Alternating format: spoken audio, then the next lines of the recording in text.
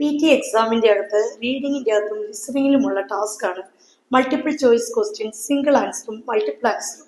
ഈ ക്വസ്റ്റ്യന്റെ ഇമ്പോർട്ടൻസ് എന്താണെന്ന് ചില കുട്ടികൾക്കൊക്കെ അറിഞ്ഞുകൂടാ.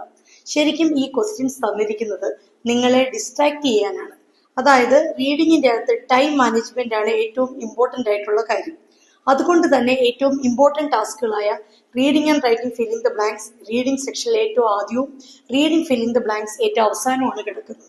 അതിന്റെ ഇടയ്ക്ക് മൾട്ടിപ്പിൾ ചോയ്സ് ക്വസ്റ്റ്യൻ, സിംഗിൾ ആൻസറും മൾട്ടിപ്പിൾ ആൻസറും വരുമ്പോൾ നിങ്ങൾ കൂടുതൽ സമയം ആ ടാസ്കിന് വേണ്ടി ചെലവഴിച്ചിട്ടുണ്ടെങ്കിൽ റീഡിംഗ് ഫില്ലിംഗ് ദ ബ്ലാങ്ക്സിന് ടൈം കിട്ടാതെ വരികയും നിങ്ങൾക്ക് റീഡിംഗിൽ സ്കോർ നല്ല രീതിയിൽ കുറയുകയും ചെയ്യും.